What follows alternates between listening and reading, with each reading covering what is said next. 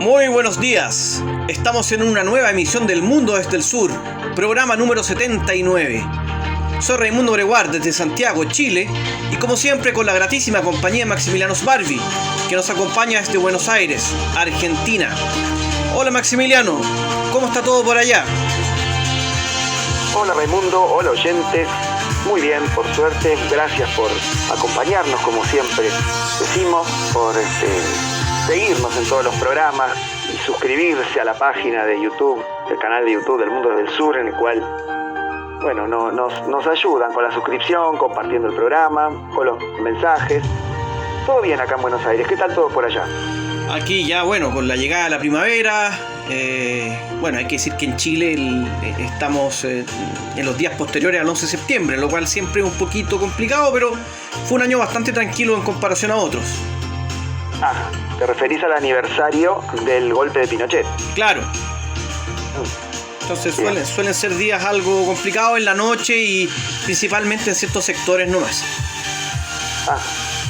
Pero estamos bien, así que con muchas ganas de iniciar esta semana, Maximiliano, y por supuesto que estuve revisando noticias. Claro, me imagino. Muy bien, seleccionaste algo interesante para nuestros oyentes. Sí, de hecho vamos a entrar de lleno con este tema. ¿Cómo no? Primero vamos a hablar sobre el gasoducto China-Rusia. Sí. Me imagino que como tú siempre estás al tanto de estos temas, algo sabrás de esto. Sí. Pero sí, igual, algo estuve leyendo. Claro, y es un... lo dijo, esto es algo que lo anunció Vladimir Putin la semana pasada, hace unos días, de hecho, en una entrevista televisada con el primer ministro de Mongolia, perdón si no pronuncio bien, pero es un nombre muy largo, Lobsangam-Sray Oyun Erdene. ¿Ya? Bueno, de acá en adelante el primer ministro de Mongolia. Exactamente. Sí. Y este encuentro se dio en el Foro Económico Oriental, que reúne a los países de la región, entre ellos China y Rusia, y se juntaron en Vladivostok, en Rusia. ¿De qué se trata esto? Es un proyecto de desarrollo de infraestructura cuyo objetivo es enviar gas ruso a China a través de Mongolia. Bien, sí, ya existía un gasoducto directo, si no me equivoco, de Rusia hacia China. Esto sería algo complementario, ¿no? Exactamente. De hecho, es el nombre del que ya existe, es el Power of Siberia, el poder de Siberia, que tiene una capacidad de 61.000 millones de metros cúbicos anuales. Y el de ahora, que recibiría el nombre original de Power of Siberia 2, tendría 50.000 millones de metros cúbicos anuales, es decir, casi lo mismo que la capacidad del Nord Stream 1. Claro. El gasoducto que va directo de Rusia hacia Alemania. Exactamente, el que llega a Europa. Así que interesante ver esto, cómo se mueven Rusia, China y ahora Mongolia. Y claro, poniendo énfasis en que me imagino que a estos dos países lo que les interesa es que este es un proyecto anti-occidente, por decirlo de alguna manera. Claro, una forma de suplir las sanciones energéticas que está sufriendo Rusia. Yo tengo una noticia también similar, digamos, en la misma línea de lo que vos acabás de anunciar, que tiene que ver con la guerra de Ucrania. No sé si estuviste leyendo que hubo un giro bastante importante. Sí, mira, yo no leí mucho, pero sí escuché que recuperó algún territorio o algo, o una provincia o algo, Ucrania, y que esto es muy importante. Claro. Luego del primer repliegue ruso, luego de haber intentado tomar Kiev, el norte de Ucrania, gran parte del sur, bueno, se centró en las provincias del Donbass, es decir, las provincias separatistas que de 2014 intentaron separarse de Ucrania, pero además de las dos provincias más importantes del Donbass, que son Donetsk y Lugansk, Rusia avanzó sobre Kharkov al norte y Gerson al sur. Además de Crimea, que ya la había tomado en 2014. Recordémosle a la gente, perdón Maximiliano, recordémosle a la gente, por si no se acuerda, que el Donbass está en el oriente, en el este de Ucrania. O sureste, claro, más bien, ¿no? Sí, limítrofe con Rusia.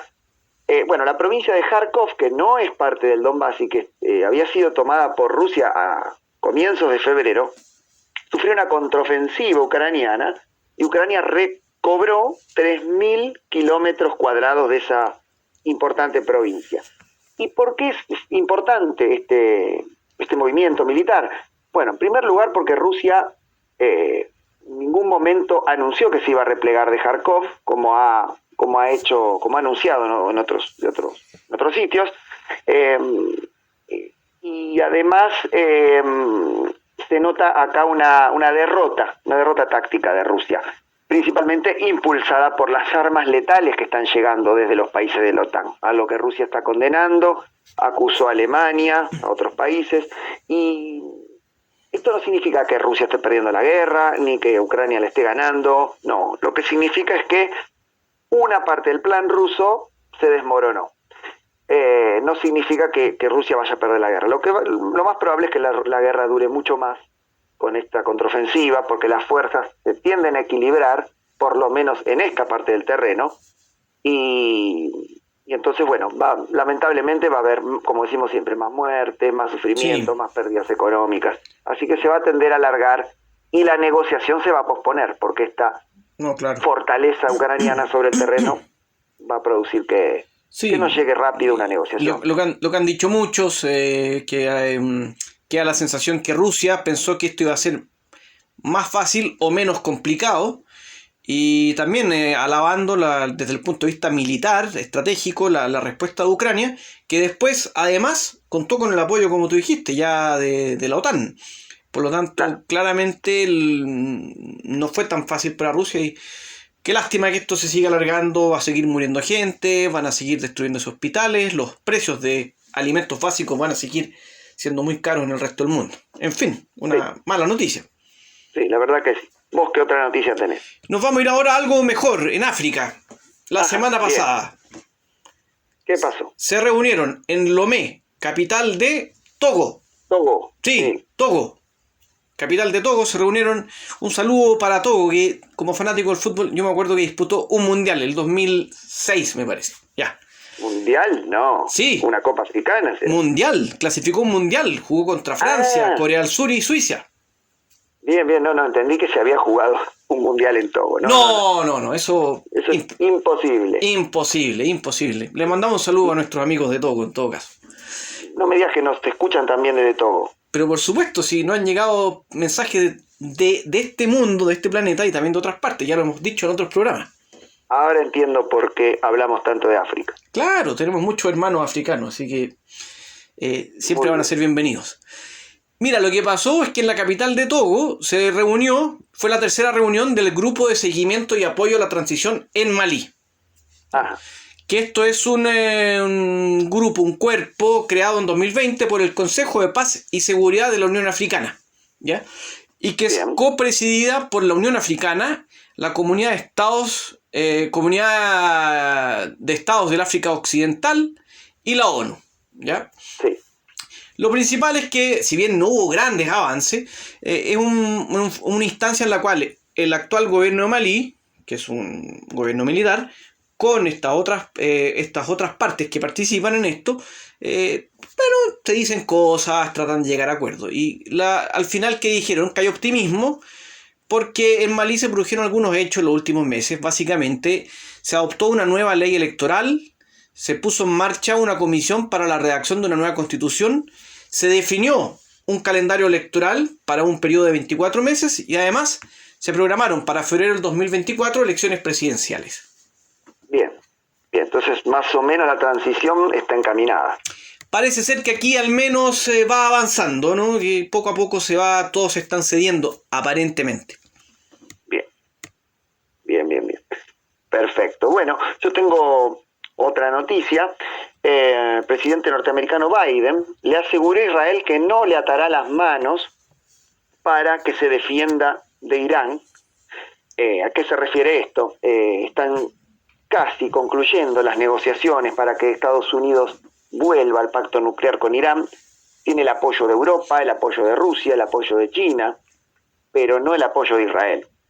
Entonces Biden le aseguró a Israel que puede hacer lo que quiera con Irán, le da vía libre, que Estados Unidos no va a intervenir, ya sea atacar directamente las centrales nucleares pacíficas, ¿no? En este momento Irán no está produciendo armas nucleares, sino que produce energía nuclear pacífica, eléctrica, ¿no? A través de la energía nuclear.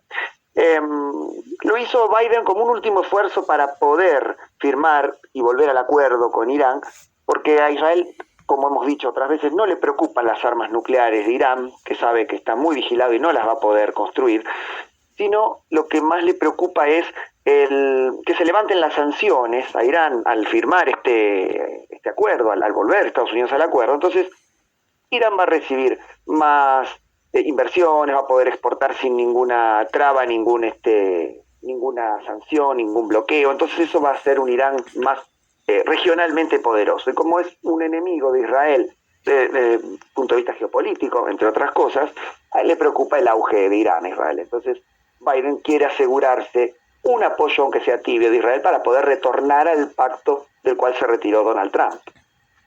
Claro.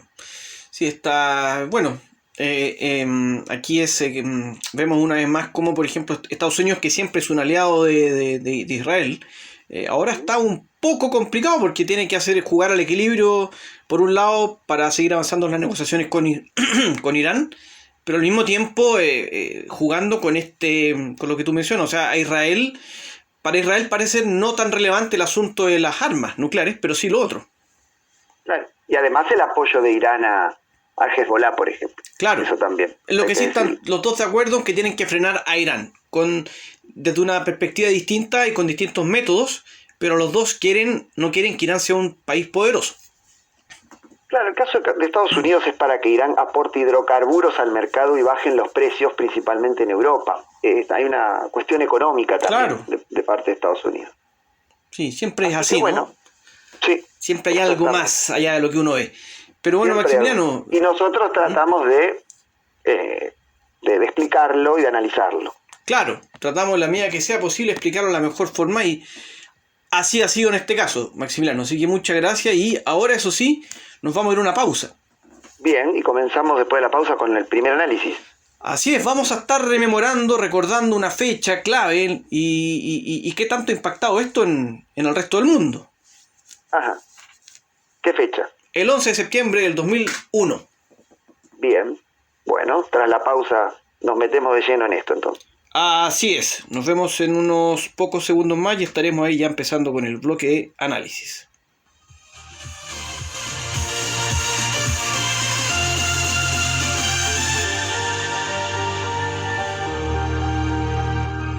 Seguimos en El Mundo desde el Sur, programa número 79. Y bueno, como nos dijo Raimundo recién, vamos a ver de qué va a hablar del 11 de septiembre. Me imagino que no solamente va a ser un recordatorio lineal, sino que algo más, va a haber un valor agregado en este análisis, ¿no? Claro, estamos ya a 12 de septiembre. Ayer se cumplieron 21 años desde el famoso atentado a las Torres Gemelas. También, recordemos, atacaron al Pentágono y un avión que cayó incluso. Exacto. En el campo, en una zona rural, por ahí. La pregunta es, no nos vamos a enfocar en eso, sino que en qué cambió el mundo desde esa fecha.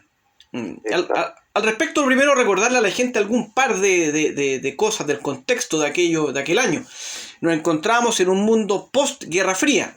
O sea, sí. En el cual Estados Unidos era la gran potencia mundial. O sea, claro, un mundo unipolar. Claro, ya no había una lucha por la hegemonía. Había caído la Unión Soviética, se había desintegrado incluso. Y Estados Unidos había quedado durante 10 años como el gran poder mundial. Y por lo mismo hubo una reconfiguración de las piezas. En paralelo, en la década de los 90, la actual Unión Europea, que en ese tiempo cambió de nombre, también empezó a agarrar más vuelo, ¿no es cierto? Y en paralelo al poderío de Estados Unidos, otros países comenzaron a emerger, ¿ya? De una forma poco, quizás superficial, que no se veía mucho, pero estaban ahí. Ahora, ¿qué pasó? Que estos atentados cambiarían todo e iniciarían una nueva tendencia. Yo creo que tú te acuerdas, Maximiliano, que cuando se producen estos atentados, Estados Unidos lo primero que dijo fue que había alguna lucha contra el terrorismo y contra el eje del mal. Exacto, sí. Y ese era el foco de Estados Unidos y de algunos países de Occidente, el eje del mal y el terrorismo. Sí, en el cual situó a varios países en el eje del mal. Claro, estaba Bielorrusia, Irán, ¿quién más? Sí, Irak. Irak, en su momento, claro, con Hussein. claro. Después ingresó Venezuela. Sí, también Myanmar. Entonces, ya. ¿Y qué pasó? Corea del Norte, no nos olvidemos. Corea del Norte, un clásico. Uh-huh. Y lo que ocurrió es que Estados Unidos decidió atacar Afganistán en el 2001 y poco después, el 2003, Irak. Exacto. Con esto comenzó el declive de Estados Unidos. Uh-huh. Debido a un desgaste que hubo en Estados Unidos a nivel interno, pero también por cómo se fue dando la lucha contra el terrorismo, Estados Unidos empezó a perder poder. Además de las cosas que van ocurriendo en el mundo, como crisis económica, crisis financiera, en fin. Y además, en paralelo, podemos decir que esto sí también cambió mucho a partir de eso. Occidente estuvo lejos de ganarle la guerra al terrorismo, sino que, a la inversa, el terrorismo se diseminó por todo el mundo. Es verdad. Y pasamos de la amenaza de Al-Qaeda a la amenaza de Al-Qaeda, a la amenaza del Estado Islámico, a la amenaza de las filiales de Al-Qaeda y del Estado Islámico, y también al auge de otros grupos que ya existían de antes, pero que también empezaron a tejer nexos con Al-Qaeda, por ejemplo, la Yemá Islamiyya en el sureste asiático. Claro. Sí, que ya trasciende el área geográfica del mundo árabe musulmán, porque podemos encontrar yihadismo en Mozambique, en el Congo, países que no tienen una mayoría musulmana y que ya sale de la lógica de que está asociado a un tipo de religión, sino que tiene que ver evidentemente con grupos de mercenarios. Exactamente, y esto que dice Maximiliano es muy importante. La guerra contra el terrorismo, que era contra Al-Qaeda, ya tuvo que abarcar a muchos otros grupos, llegando a países como los que mencionó Maximiliano, también agregando otros como Benín, Togo, donde no había terrorismo, y claramente se unió a lo que ya venía ocurriendo en otros países, por ejemplo Somalia. Claro. Entonces, hay que decir eso. Así que el mundo cambió y el terrorismo pasó a ser parte de la agenda obligada de las grandes potencias y de los foros internacionales. Claro. Y hay que decir. También yo, perdón, No, dale. Digo, yo agregaría, quizás lo pensabas decir, cortame si lo pensabas decir, que en nombre de la lucha contra el terrorismo, Estados Unidos inició ataques, por ejemplo, contra el de Irak, que no tenía ninguna relación el gobierno de Saddam Hussein ni con Al-Qaeda ni con el terrorismo. No, y que de hecho era por las supuestas armas biológicas. Claro. Y todos sabemos o recordamos, y el que no lo recuerde se lo decimos ahora, que el ex primer ministro del Reino Unido, Tony Blair, reconoció que eso fue un invento. Claro. Era la excusa para invadir Irak. ¿Y qué pasó con la invasión de Irak y Afganistán? Además de la guerra y todo eso, en el caso de Irak cambió la geopolítica de Medio Oriente. Claro, seguro. Ya la influencia iraní se expandió por Irak de manera natural por su población mayormente chiita, y ahí tuvo que pactar Estados Unidos. La paz de Irak tuvo que pactarla con Irán porque si no era imposible gobernar el país. Exactamente. Y además, los tres históricos poderes de Medio Oriente, Siria, Egipto e Irak, a partir de esto que ocurrió primero con la invasión de Estados Unidos a Irak, luego la caída de Egipto, de Mubarak, el 2011, y luego la guerra en Siria, esto todo unido terminó por reconfigurar el mapa geopolítico de Medio Oriente, destacando que emergieron nuevos poderes como Irán, Israel y Arabia Saudita, además de Turquía. Sí, es verdad. Entonces podemos ver que como esto del 11 de septiembre del 2001 avanza y se une con otras variables, con otras coyunturas, y se termina cambiando todo en lo geopolítico en el Medio Oriente. Seguro. Y también cambió, diría yo, la relación que había con Rusia después de esto, porque no nos olvidemos que Rusia también sufrió ataques terroristas. También. En el 2002, en el 2004, o sea, el teatro Dubrovka, en el 2002 fue tomado por los terroristas chechenos, 2004 una escuela en Osetia del Norte, sí, territorio ruso, ¿te acordás? Murieron muchos niños, y Estados Unidos al comienzo apoyó a Rusia, pero después condenó las acciones rusas antiterroristas. Sí, y agregaría algo más a lo que tú mencionas, que es muy, muy interesante, la llegada del terrorismo a Europa. Claro, es verdad. O sea, Ataques en Londres, claro, el de Atocha en Madrid. claro. Hubo ataques terroristas en Inglaterra, en España, en Francia, en Alemania, en Países Bajos, en Bélgica. O sea, realmente, como decíamos antes, la guerra contra el terrorismo ya pasó a ser otra cosa, y obligó a que países que históricamente no tenían en su agenda el tema del terrorismo lo tuvieran que poner y como una prioridad. Sí, sí, es verdad. Después, Y Maximiliano, también sí. volvemos a decir que en nombre de la lucha contra el terrorismo en Europa se endureció podríamos decir, la mirada del inmigrante, ¿no? Sobre todo de los países. Exactamente. Otro Claro. efecto colateral, ¿no? Sí, Entonces, entonces todo esto se fue uniendo y fue cambiando todo. claro.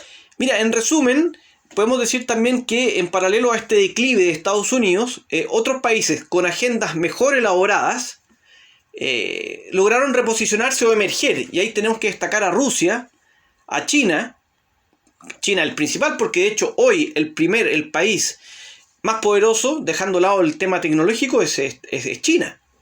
Claro. Y además surgieron las potencias emergentes como Turquía, India, Arabia Saudita y Emiratos Árabes Unidos. Por Es verdad. último, podemos decir que el mapa geopolítico actual es muy diferente al de 2001, al de septiembre del 2001. Sus desafíos también. Hoy tenemos temas que hasta antes de esa fecha no aparecían en la agenda, como el terrorismo, el cambio climático, la inmigración y el costo de la vida, entre otros. Y por último, lo que mencionábamos antes, el foco de Estados Unidos ya no es Afganistán, Irak o el eje del mal, sino que ahora se enfoca en China, en Corea del Norte, en el Pacífico. Claro. Y Medio Oriente ha ido perdiendo relevancia para Estados Unidos, hay que decirlo. Exacto.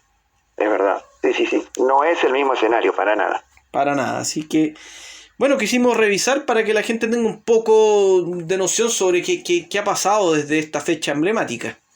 Bien, bien. Muy interesante resumen, muy, muy preciso. Creo que has tocado los ítems más importantes y explicado muchos de ellos.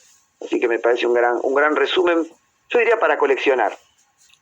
Como un especial de nuestro programa en cómo se reconfiguró el mundo en estos 20 años. Un buen resumen de estos 20 años. Sí, siempre interesante ver cómo está el mundo ya desde esta perspectiva más amplia y cómo pudo cambiar a partir de un hecho que, como dijimos, después se va conectando con otro. O sea, se conectó con la crisis del 2008, 2007, la gran crisis, no me acuerdo cuándo fue, económica mundial. Después, por supuesto, con el proceso de cambios y las revoluciones en el norte de África, en el mundo árabe, ¿no es cierto? Y así, todo esto se va uniendo y va generando unos efectos que son en el largo plazo mucho, mucho más importantes de lo que se pensaba. Exactamente, así es. Bien, bien, bueno, muy interesante el análisis. ¿Qué te parece? Ahora, después de la pausa, vamos al tercer y último bloque y continuamos con otro análisis. Exactamente, ahora iremos a una pausa, descansaremos un poco y a la vuelta Maximiliano nos estará analizando algo. No sé si nos quieres adelantar algo. Sí, el futuro del Reino Unido tras la muerte de la reina Elizabeth II. Actualidad pura, así que exactamente, muy interesante. Y ahora nos vamos a la pausa, Maximiliano. Bien, adelante.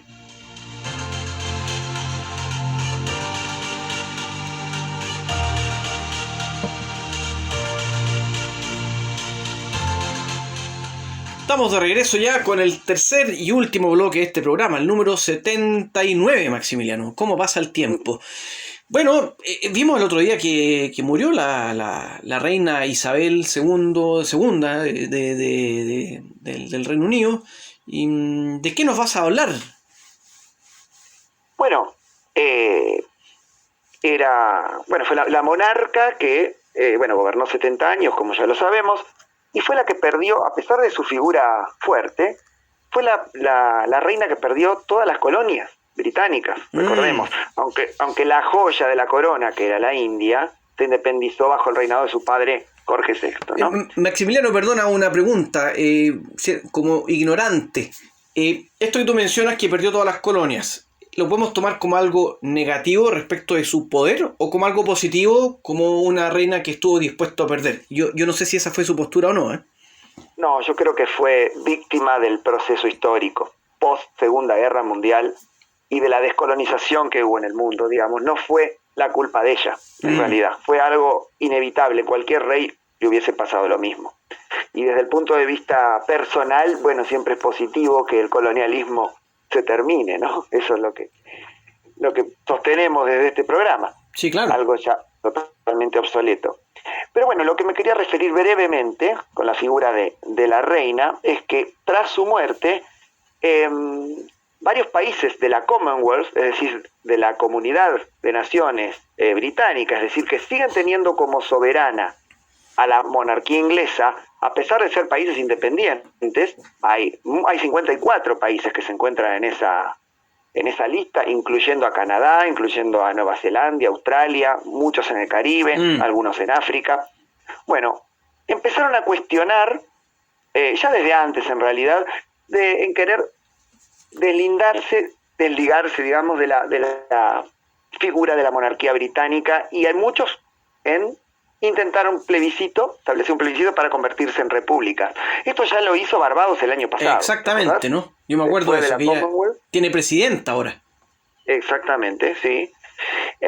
Y entre esos países están Bahamas, está Antigua y Barbuda, Nueva Zelanda, que lo planteó la primera ministra, que podría en algún momento convocar un plebiscito para ver si la ciudadanía elige ser una república. Sí, de hecho, Maximiliano, perdona, hoy mismo yo leí unas declaraciones de Jacinda Ardern, la primera ministra de Nueva Zelanda. Dijo que lo esperable es que su país evolucione hacia eso que tú mencionas, es decir, una república, pero que por ahora no cree que eso sea posible. Exacto, eso lo dijo hoy la primera ministra neozelandesa. También San Vicente y las Granadinas y Jamaica establecieron esa posibilidad.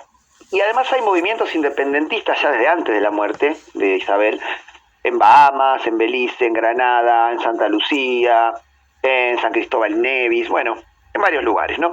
Pero más allá de este hecho de la muerte de la reina, quería referirme a algo que quedó un poco opacado por la muerte de la reina, que es la asunción de la nueva primera ministra Liz Truss. Y que habría que decir, Maximiliano, para la gente que no es que vaya a cambiar mucho, porque la reina en el Reino Unido no gobierna, por si acaso, porque puede que haya gente que crea que gobierna, pero no tiene ninguna relación. No gobierna, pero sí tiene poder. Tiene que ratificar a los primeros ministros, es la cabeza de la iglesia anglicana, o sea, tiene un cierto poder. No es una figura solamente decorativa. Y desde ese punto de vista, volviendo al tema que tú planteabas, ¿cómo se ve esta llegada al poder de la nueva primera ministra? Bueno, era la ex ministra de Relaciones Exteriores del gobierno de Boris Johnson, y representa el ala más conservadora del Partido Conservador. Así que se viene una persona con una agenda bastante corrida a la derecha. No suena muy bien eso. No suena muy bien. Hay que recordar que Liz Truss estaba en contra de la monarquía y del Brexit. Estoy hablando, hay un video que circula por ahí en el que dice que el Estado no debería sostener los gastos de la monarquía. Yo creo que de una postura no anarquista, sino quizás de una postura neoliberal y de recortar los gastos estatales. Pienso que viene por ese lado. Y también estuvo en contra del Brexit en su momento, pero luego cambió de opinión, porque a veces en política las opiniones suelen ser no tan fuertes, no tan contundentes. Bueno, lo importante es que anunció reducción de impuestos y congelamiento de la tarifa de gas y electricidad. Y eso es importantísimo porque Europa sabemos que está por vivir una crisis sin precedentes, ahora que viene el otoño, después el invierno, pero no le va a cobrar más impuestos a las empresas energéticas que están ganando mucho dinero, inclusive las empresas energéticas británicas. Yo en otro programa que hablamos del Reino Unido me refería que la desinversión en el Estado comenzó en 2010 y que la crisis económica que está viviendo el Reino Unido tiene relación con la pandemia, con el Brexit, con la guerra de Ucrania, pero la desinversión y el recorte en el gasto público cuando llegaron los conservadores al poder en 2010, fue el peor golpe que sufrió la economía británica, ¿no? Recién las elecciones generales están presentes para 2024, porque no deja de ser una primera ministra interina. Fue nombrada tras la renuncia de Boris Johnson. El recordado Boris Johnson. Exacto, sí. Y en política exterior, Liz Truss logró aumentar el gasto militar del 2 al 3% del PBI, lo que no es algo menor, en el contexto de la guerra con Rusia, ¿no? También, sin ningún problema, llegó a decir que bombardearía a Rusia con armas nucleares, esto pocos días antes de la invasión a Ucrania. Va a presionar a China por Hong Kong, que China está asediando los movimientos contrarios a su política que hay en Hong Kong. Va a tener seguramente una tensión con la Unión Europea por haber puesto una aduana entre Irlanda del Norte e Irlanda del Sur, eso como consecuencia del Brexit, algo que para la Unión Europea es negativo. Y luego en noviembre se va a encontrar cara a cara en Indonesia, en la cumbre del G20, con Xi Jinping, Vladimir Putin, Narendra Modi, el presidente, el primer ministro de la India. Así que va a tener que estar a la altura de semejantes personajes fuertes, ¿no? En cada país. Sí, le va a tocar un momento complicado para el Reino Unido en, digamos, los últimos años, el Brexit, la muerte de la reina, que igual es un símbolo porque estuvo muchos años. Claro. Es realmente... volviendo al tema inicial de la Commonwealth, por ejemplo, todos estos países, toda su vida le hicieron pleitesía a una sola reina. Claro, aunque en realidad la Commonwealth viene desde antes, pero tras la descolonización seguían países independientes teniendo como soberana a la reina Isabel. Sí, es verdad eso. Y lo otro que le va a tocar, momento complicado porque la crisis energética es brutal. Hoy día leía que la Unión Europea está desesperada.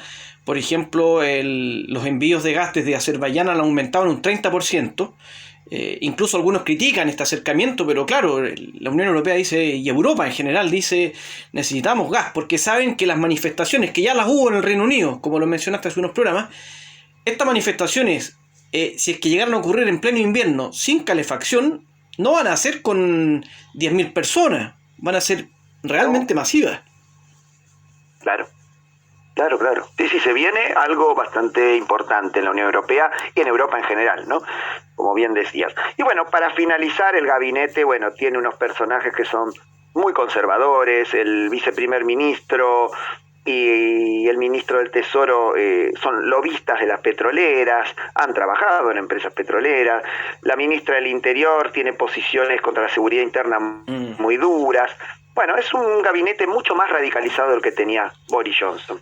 Y para finalizar, la economía del Reino Unido, los precios de los alimentos, la energía, todo esto que hemos nombrado, y la inflación del 10% son sus principales problemas, pero se estima que en octubre la inflación puede llegar a ser del 13,3% anual, o sea, subir todavía más la inflación, y además se espera para fin de año una recesión prolongada, en medio del invierno, de la crisis energética, de la suba de alimentos. Es un panorama bastante complicado el que tiene Liz Truss. Y por lo mismo lo estaremos siguiendo durante todo este año, así que en cualquier minuto eventualmente volveremos a hablar sobre esto.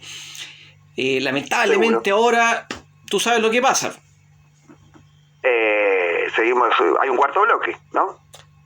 Claro, pero cada uno en su casa. Cada uno en su casa tendrá que armar el cuarto bloque porque el programa ya termina. Claro, un cuarto bloque imaginario. Exactamente, así que, pero como siempre, Maximiliano, ha sido un gusto. Gracias, igualmente digo lo mismo, me encanta hacer este programa con vos y también la participación de los oyentes en las redes y en YouTube, nos gratifica mucho. Sí, así que todos tengan una excelente semana, lo mismo para ti, Maximiliano, y nos veremos este jueves con el programa número 80. Es verdad, muy bien, gracias por acompañarnos, hasta pronto.